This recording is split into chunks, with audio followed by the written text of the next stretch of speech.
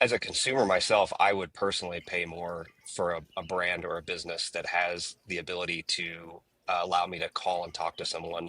Maybe I'm old school. I just want to talk to someone. And if that means 10% more, fine, so be it. We need people. Exactly. Mhm. I believe that the consumer is pushing back towards that. People do want to have that people interaction. We've gone too far. Welcome to the McDonald's AI. Thinking. Hello. Oh, hello. Are you guys hiring? Thinking.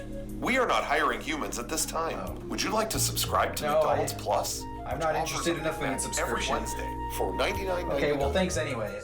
On this episode of ResiWeek, Harman acquires B&W and D&M, the AI shark, and semiconductor tariffs. All this and more on this episode of ResiWeek. This is ResiWeek, episode 483. We're in this together.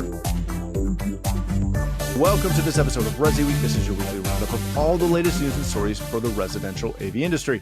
I'm your host, Matt D. Scott for AVNation.tv. And this week, to talk about tariffs, we are joined by Ian Bryant. He's the technical manager over at IES Communications. How you doing, Ian? Doing great. Always a pleasure to be here.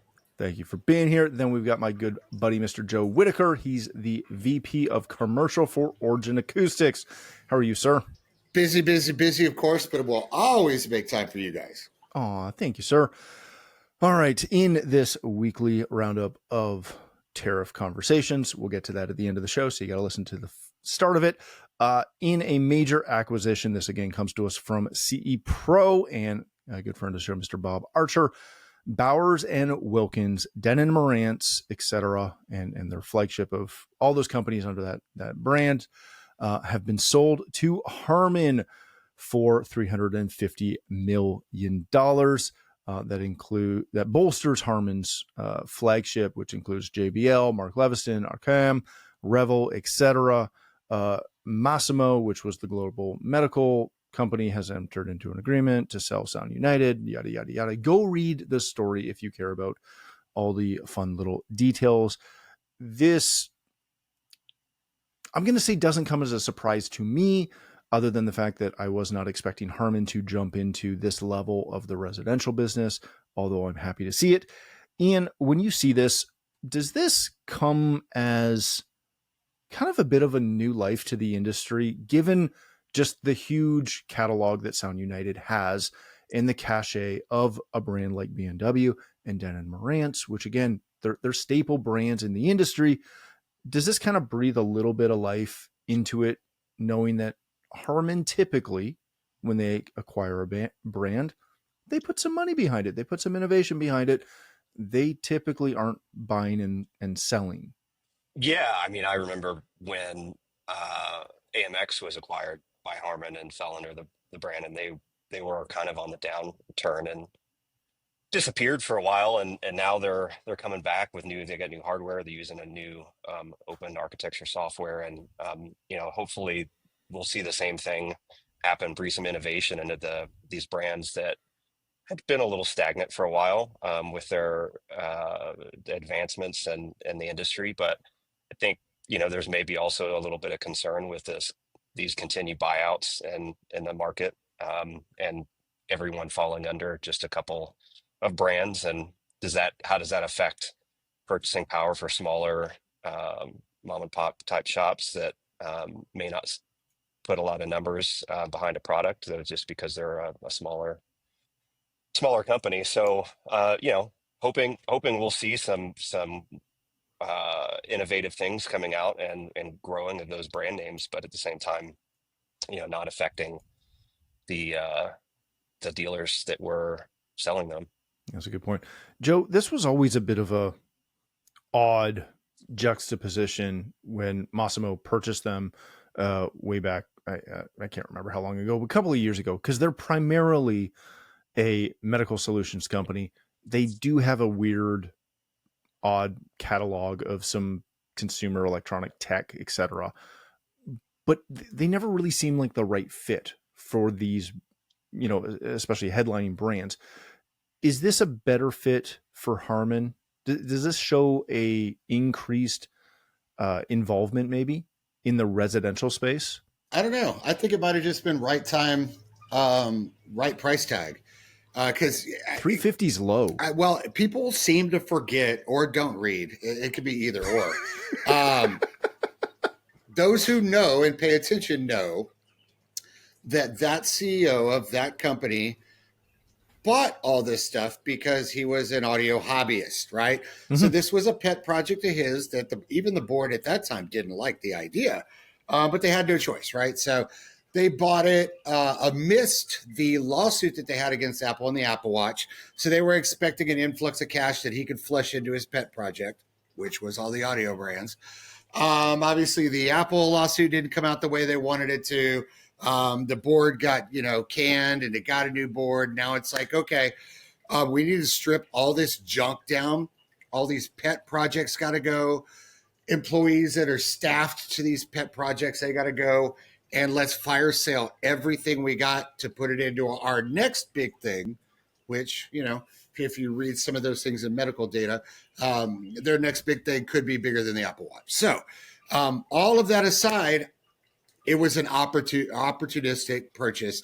They probably got it from, I'm going to say 60% of value, 40 to 60, somewhere around there. So it was an opportunistic buy. Harman could be smart and utilize those existing brand names for innovation, right? Because every company we do all the time. We have innovations that we know we can't put under the Origin brand or under the Ambisonic brand. So you need another brand to put those under. What do we typically do? We shelve them until we're ready, and then we can launch them under the brand. But it gives Harman a very unique opportunity to either flop or really succeed. Because in a world where we see those kind of acquisitions, consolidations of, mass brands, they're either total flop or they see revenue generation. Look what happened to Nice, right?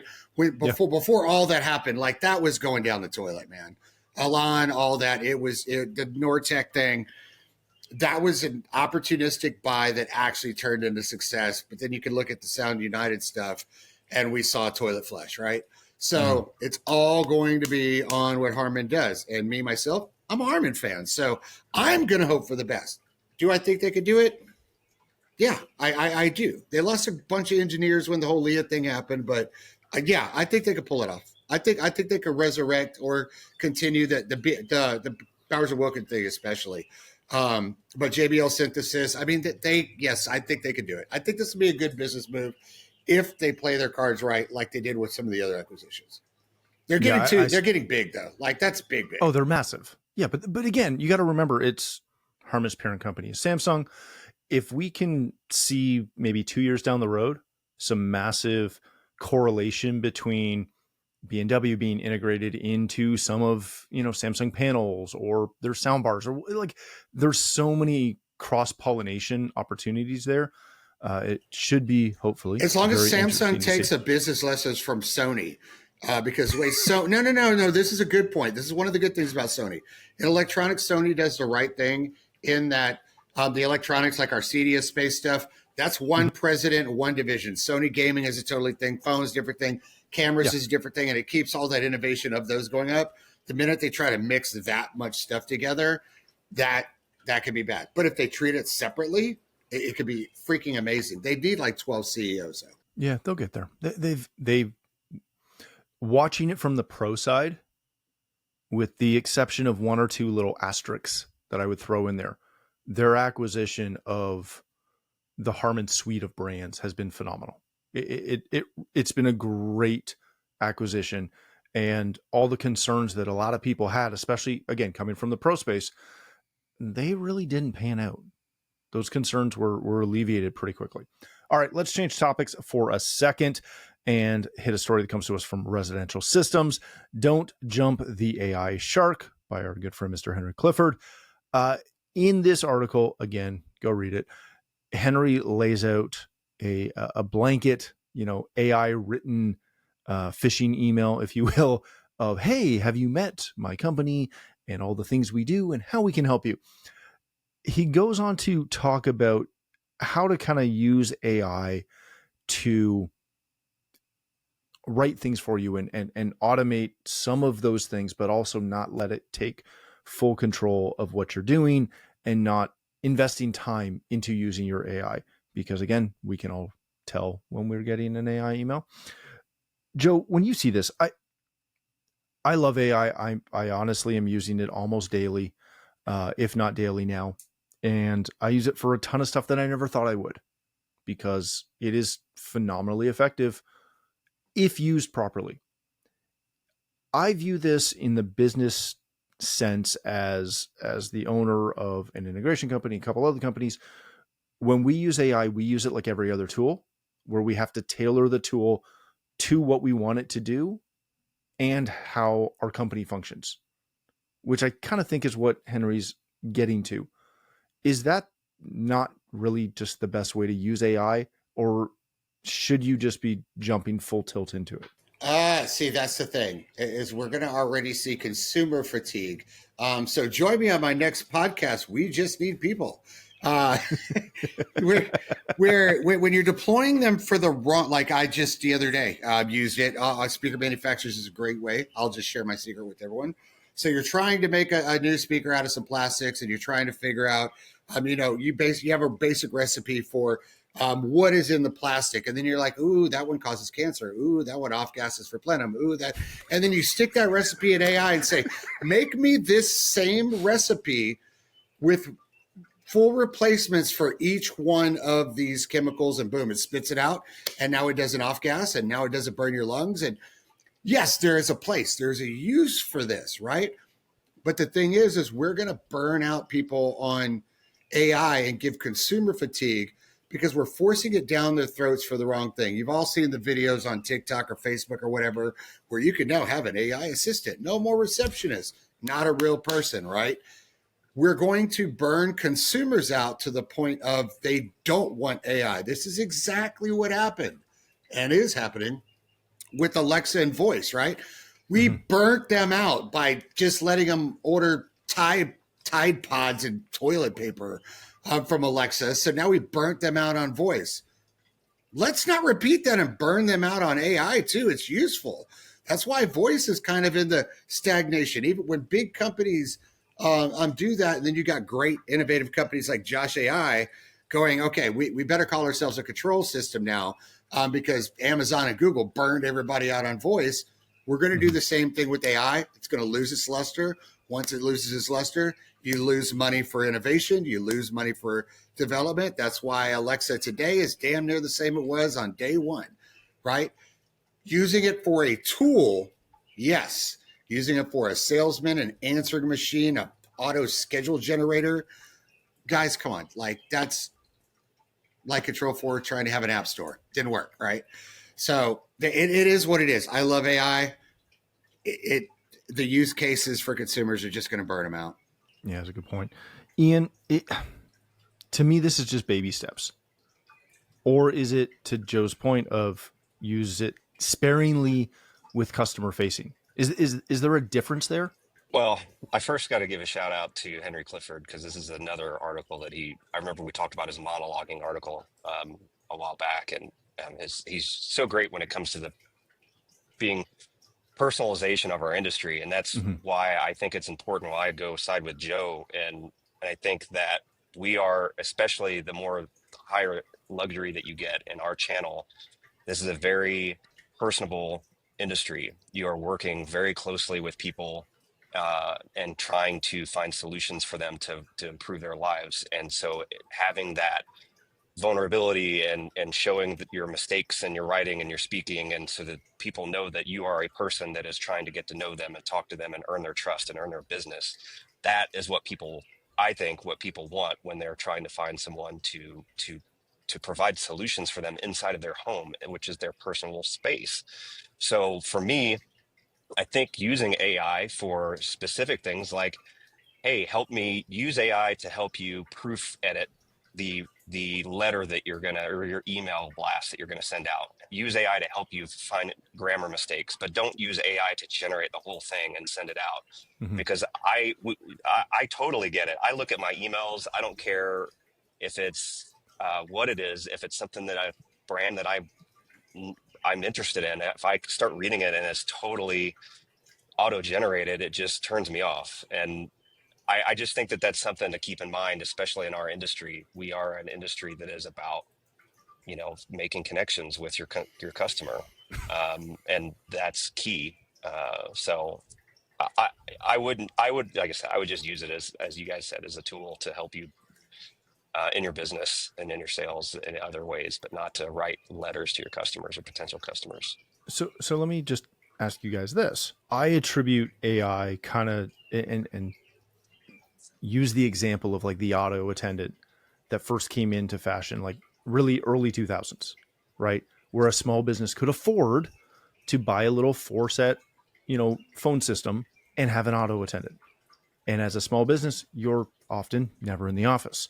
So the auto attendant was great. But then people got turned off by it, which again, the same principle applies here. And then you found out that to not have the auto attendant and to have somebody who could sit there and answer the phones all day meant that you had to hire somebody to do that. Fantastic. But it also meant that all of your customers' costs went up because you had to pay for this person versus this little bit of AI. Again, to kind of put the two together. Is that kind of where we're at? Where people want that personal connection, which means they have to be comfortable, and you as a business owner have to be comfortable with that investment in a person versus an AI.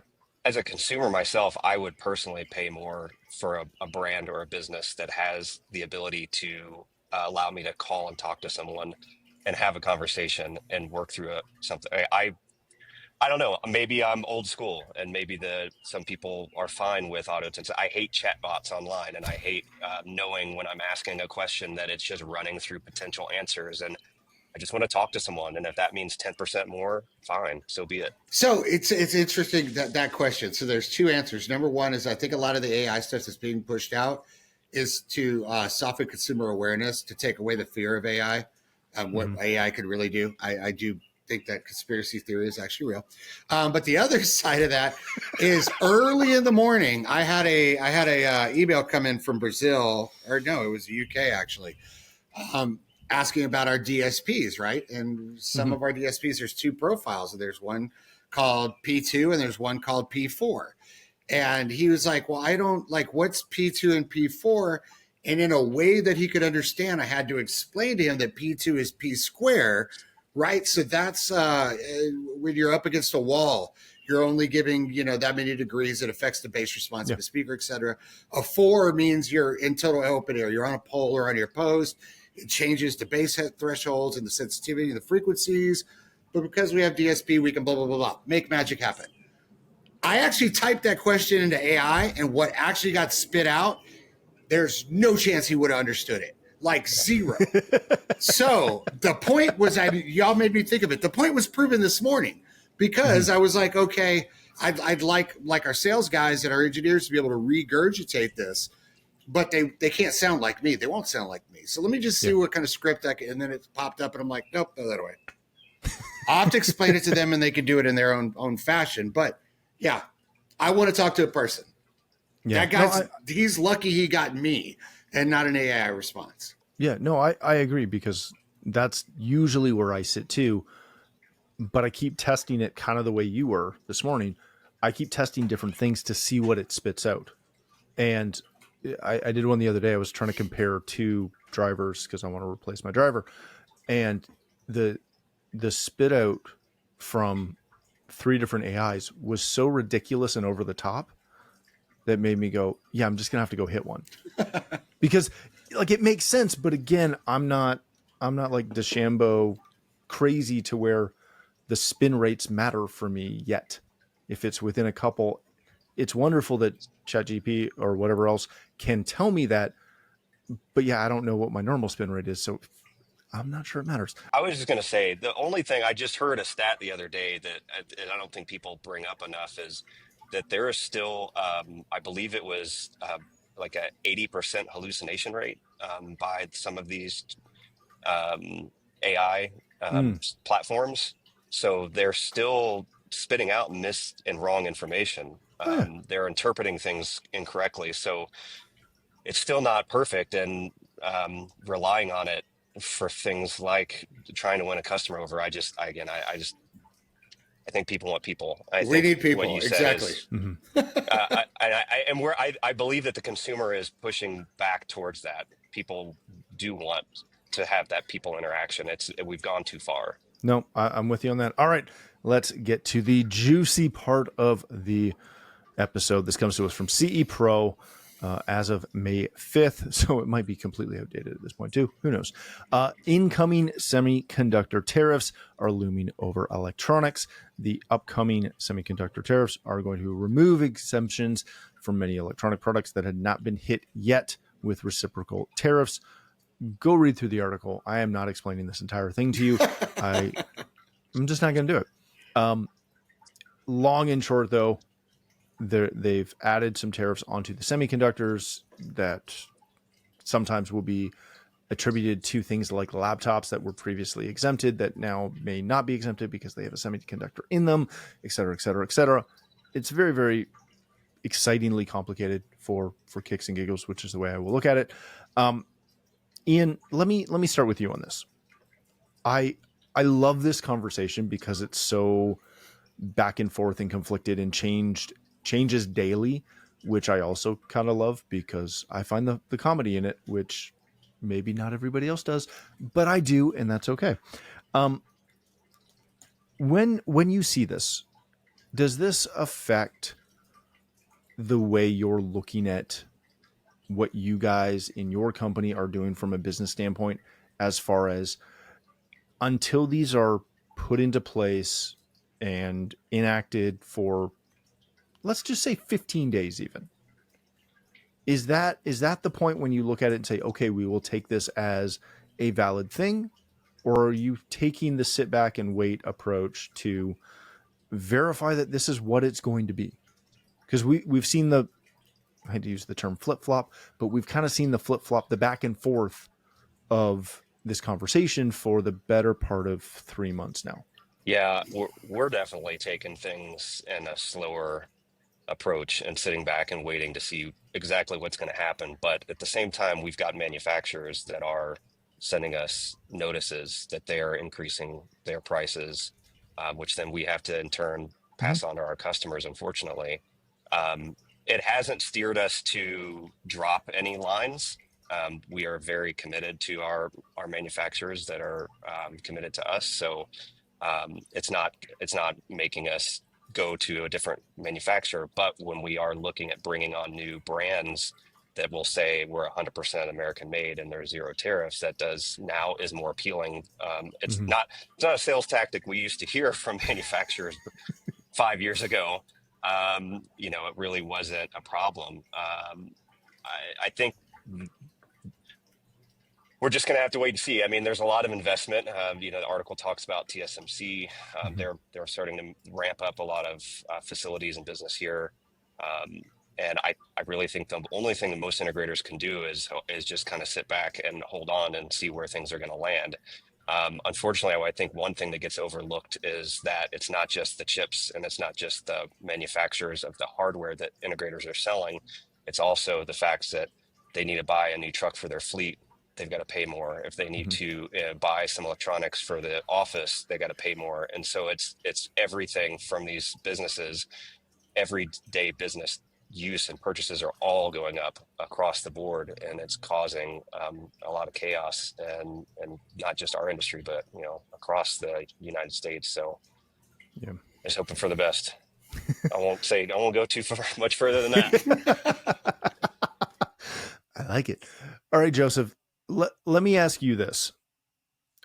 As a manufacturer, and again, I'm not asking you to get into anything super specific, but from a mindset kind of outlook view, when you guys see this, obviously this has to be affecting what you're doing. Again, the same way it's affecting everyone else. Are you to the point yet where this is having, or every tariff announcement is having a daily impact on purchasing or planning or product development? Or again, are you also in that kind of wait and see situation? Okay, so that's a lot. The first thing I'll start off with is saying on the manufacturer side, and I'm looking at all the integrator viewers, readers, listeners all together. Don't be mad at the manufacturer, right? It costs us now more to give you the things. We've all got to pay for it together. We do not have a mechanism in place to back charge factories. That does not exist, right? So we can't sell it to you for the same price because it doesn't cost the same price. Like, that's just nature of economics. Can't fight that. It is what it is. However,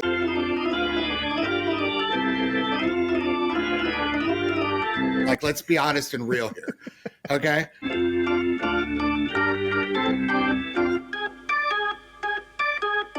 It's the best way I could put it. It does make us work a lot more hours, though. That's a great point. All right, gentlemen, we are going to leave it there. Thank you so much for joining us.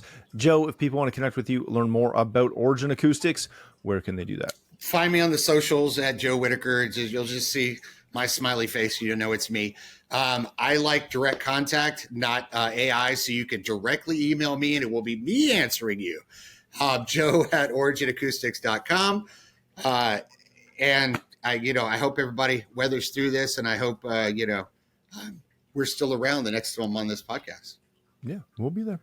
All right, Ian, thank you, sir, for joining us as well. If people want to connect with you, learn more about IES Communications, where can they do that? Go to our website, iescom.com. That's iescomm.com. Or you can find me on social media, LinkedIn, anywhere, Ian Bryant. Excellent. Thank you again.